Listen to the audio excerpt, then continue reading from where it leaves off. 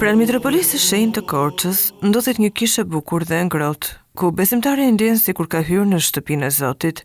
Pikërisht në këtë atmosferë kujtese dhe përjetimi shpirtëror, zhvillohet rrëfimi i nën Figalia Katundi, një grua me një histori të veçantë jete.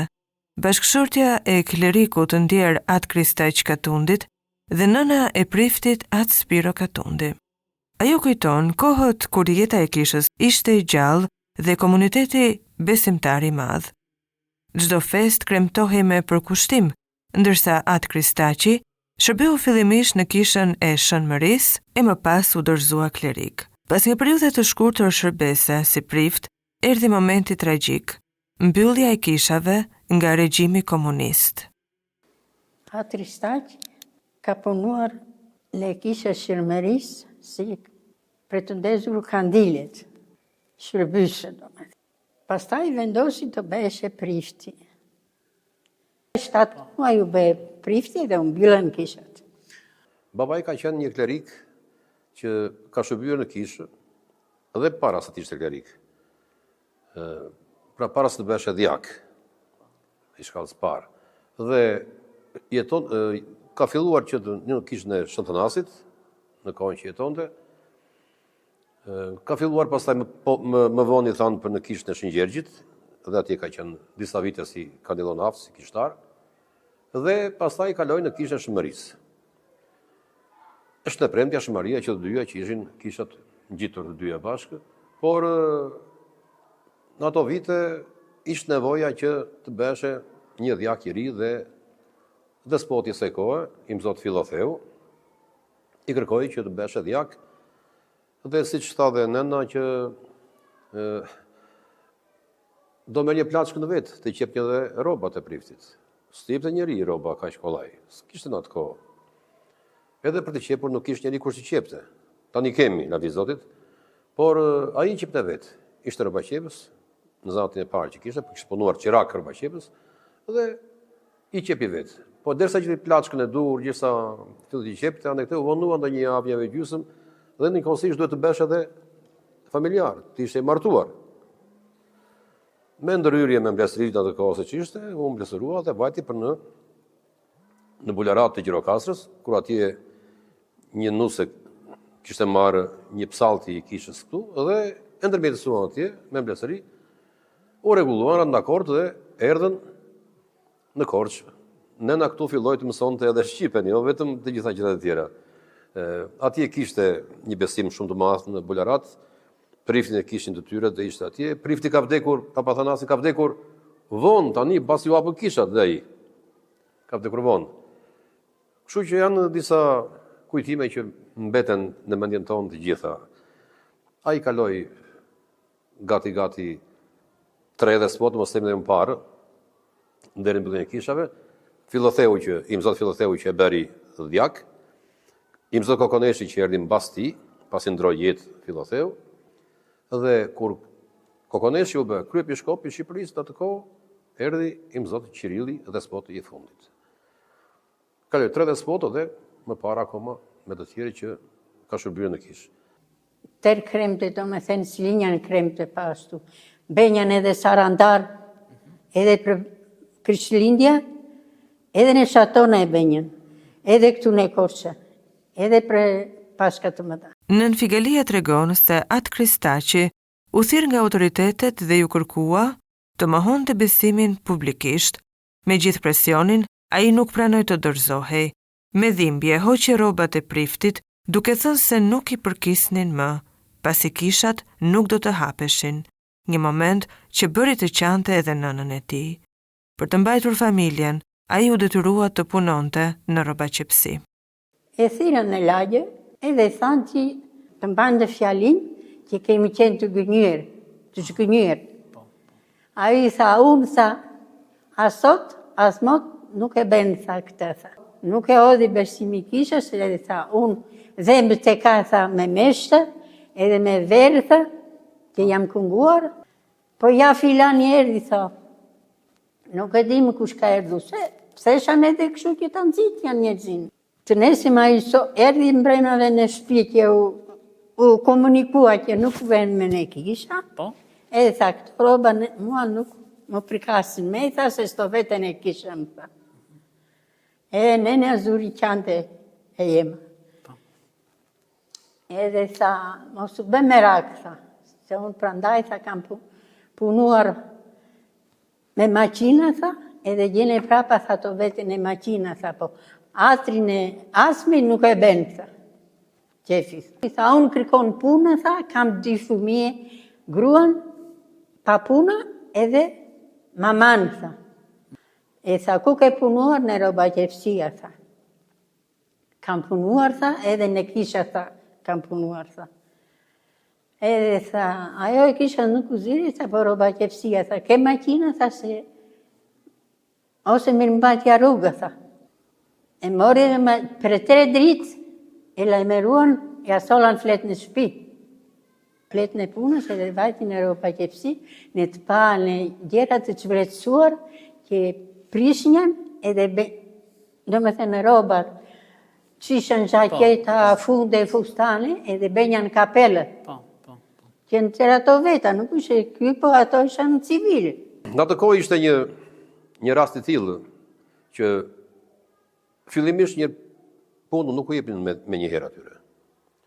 I munduan një kohë. Urdhri nga qeveria ishte për të rregulluar në punë, të sistemonin në punë që të gjithë, me një herë. Por nuk ja u dhanë me një herë. I ofronin punë të rëndomta, rruga ura, për të bërë kaldrem, për të punuar me beton, me gjëra, më thënë ishin shumë kështu në qytet ta. Në fshat ata do punin në tokat, në kooperativë, dihesh. E do bënin punë më të rënda, priftërinjt. Por ndodhi që shpejt sa u mbyllën kishat, ishte një lagja 3 për të inauguruar që ndërtesë e re që ishte bërë, edhe ishte si lagja më mirë, më moderne që ishte bërë në atë kohë, se të tjerat ishin të sajuara kështu, nga 2 dhoma këtu, 2 dhoma atje. Edhe deshin të bënin si fest të madhe këta, inaugurimin e asaj. Kështu që deshin dhe një klerik të theshte me gjishte periudha e mbylljes së kishave, që të theshte që feja ka qenë kështu, ka qenë gënjeshtre, ka qenë diçka e tillë për para popullit. Shkuan tek despoti, Imzot Qirilli, nuk pranoi, erën tek babai, nuk pranoi, pastaj vajtën tek Papa Xhoxhi, Bezhanit, dhe e kërcënuan, nuk pranoi asaj, po e kërcënuan me djalin që kishte shkollë të lartë për inxhinier. Edhe pastaj dolli, po nuk tha asnjë fjalë, po ose jo, asnjë. Vetëm uli kokën dhe rinit atje, ata i bënin pyetjet. Ishte e vështirë periudha, nuk ishte kaq e kollajt. Duhet të ruhesh edhe nga njerëz më të afërt që mund të kishe. Se kishin interesa për të dalë që unë jam ky, jam kështu. Tani sot, lavdi Zotit, me shikojmë që shumë njerëz nga ata ishin kthyer kishës. Edhe akoma disa nga ata jetojnë dhe prapë përsëri janë pranë kishës. Pra, kisha e pranon që të gjithë, por ka qenë periudhë e vështirë, sidomos për familjet e priftërinjve ka qenë shumë e vështirë. Persekutimi ishte i përditshëm. Në ditën e Pashkës më kontrolluan shtëpitë për të parë nëse kishin bërë vezë të kuqe. Familja ruante fshehura zi një kalendar kishtar me të cilin orientoheshin për festat në fshetësi. Edhe tha kështu kryetari i lagjës. Tha, Prishtiresha sot është Pashka, tha, ishte Pashka e madhe. Ka Pashka, tha. Se e drigoj të shoqen në shtëpi e trokit në dera që të më merrte mua të vinjam punë vullnetare. E më tha, Kristaki të veshë, të mos besh kefin e asmës, tha. Që të rish në shtëpi, tha. Edhe u grita vajta me vuri përpara, erdhi brenda në shtëpi tjetër. Që të shikon të mos kishen bërë vese të t'ja linja në sheshëm. Kam bërë me 12 e natës, kam bërë vese të kuqe, e kam shehur. Figalia sot e ka Pashka, tha. Faleminderi, tha shumë. Gëzimi më i madh erdhi kur kisha u rihapën. Nën Figalia kujton emocionin kur djali i saj tha, do të bëhem prift, do të zë vendin e babait. Në atë kohë, askush nuk e mendonte se do të vinte dita e lirisë. E me i tonjem të becë, astorojmë, theshe. Jam këzuar që kur e digjova edhe më be djali prifti. Edhe tha, mama, unë të të zerë vendin e babait, sa. Nuk ta le mangut. Në dëshminë e tij, Atë Spiro Katundi ndalet tek historia e Gaço Gorenit, një besimtar i përkushtuar që ndihmonte të varfrit. Ai u arrestua padrejtësisht pas një vjedhjeje në kooperativ. Gjatë kontrollit në shtëpinë e tij u gjetën rroba priftërinsh, gjë që u përdor si pretekst për ta dënuar me 6 vite burg, edhe pse më vonë u zbulua autori i vërtet i vjedhjes. Kur kishat u hapën, ai fluturonte nga gëzimi. Atë Spiro tregon gjithashtu historinë e këmbanës që ndodhet sot në kishën e Shën Harallambit, një simbol i qëndresës dhe rikthimit të besimit pas dekadave ndalimi. Gaço Goreni që djalë, kur ishte djalë i ri, ishte shumë besimtar si familje dhe ishte pranë kishës. Ai dilte dhe në popull aty në fshat mblidhte të ardhura që ndanin të varrëve. Ka qenë njeri shumë i dhënë pas kishës.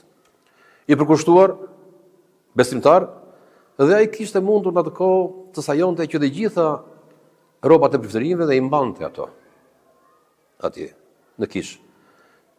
Me Gaço ndodhi diçka që u bën në kooperativën e Dishticës një vjedhje. Dhe kush e ka bërë, ky punonte si pagator. Ndante rrogat e kush e ka bërë vjedhjen, u interesuan, thanë se po se ka bërë Gaço. Prapë si njeri i Zotit e gjykonin si me që ishte në shmendën në kishë. I bën kontroll në shtëpi, në atë kohë, gjitha rrobat e priftërinjve. I mbante në shtëpi, të palosura, të rregulluara të gjitha. I morën në degë, edhe ata e morën e futën në burg brenda. Nuk ishte Gaço vjedhësi i kooperativës, po ishte një tjetër njeri, ugjent. Po Gaço me që donë këto rrobat e priftërinjve i mbajti atij. Ndoshta e gjetën kështu si pretekst që për të gjetur. Një palë nga ato rroba, unë ishin modeli që ne i themi modeli rus që janë me samar që janë shumë me vlerë si plaçka, si model. Unë i kam marrë nga muzeu dhe nuk ishin komplet, po i kam, i ruaj unë, i kam në shtëpi. Janë vërtet të ralla si rroba, shumë të bukura, për të bërë shërbesa të mëdha. Edhe mbate dhe rrobat e despotëve, despotit nuk i dhanë. Nuk na kthyen ato. I kërkoi edhe Irësia i Mzat Ivani një herë, po nuk i dhanë ato. Nuk kanë një vlerë ata për të mbajtur muzeu, ato duhet ta kthejnë kishës. Ato që janë në gjendje të mirë. Ato që janë në gjendje të mirë, sepse unë dikur kur isha në estradë këndonja, ka qenë në teatr një këmban e vogël. Edhe mbanin në skenë mbrapa skenës, për ndonjëherë një çang, ndonjë gjë që bëshë në shfaqje me kooperativat në këto. Një skenim. E përdorin ata. Edhe i thash atëherë drejtorit që ka qenë Petraj Zotu, shkrimtari i dëgjuar, djalë prifti ishte. E i thash kështu do ta marrim atë këmbanë, thashun. Po kemi dhe sa rroba të tjera në rekuizit, aty që i mbanin për të inskenuar në një prift, në një rol, në një kështu. Ato duhen ndjekur, thashun. Ka të bërë shërbesa, ka të bërë mistere. Me një herë, tha, ti marrësht. Bën një shkresë, tha, ta filmosta, jepja një, tha, i morim, i dojgjëm të gjitha rrobat, ishtë të vjetra ishin, edhe ca libra që ishin, po të vjetra, ato greqisht, i morëm këte nga kisha, mos ishin atje të shpërdoreshin të idheshin kështu. Edhe kambana madha. E kambana sot është kjo kambana që ashtu në kishën e Shën Harallambit. Lavdi Zotit. Dhe pastaj çfarë ndodhi me Gaçon? Gaçon e futën në burg. Pastaj u kthye nga burgu, prapë vazhdoi me kishën e Gaçon. Akuza ishte sepse kishte, si thua, artikuj ose pasuri kishtare në shtëpinë e vet. Kishte këto rrobat e priftërinjve, të klerikëve, të gjitha rrobat e meshimit, jo rasto gjë. Meshimit. Stalit. Dhe kjo ishte akuza që e detyruan të bënte burg? Bëri burg, 6 vjet, kështu që 6 vjet. Në shumë e dënuan më shumë, po bëri më pak se me punë me ashtu. Çfarë ndodhi me të mbas burgut? Kur vazhdojnë atje me punë atje, po edhe me jetë të vështirë, nuk ishte i martuar, ishte beqar, mosha i kaloi, kështu që kur u hap kisha ai fluturonte nga gëzimi dhe pastaj filloi që të ndërtonte kisha dhe merreshe me kishat përsëri. Ishte njeri shumë i përkushtuar. Historia e kësaj familje është dëshmi e një besimi që nuk u shua edhe në kohët më të errta. Presioni, varfëria dhe frika nuk arrinin të thyenin bindjen shpirtërore. Përkundrazi, sakrificat e prindërve u bën frymëzim që brezi tjetër të vazhdonte shërbesën në kishë.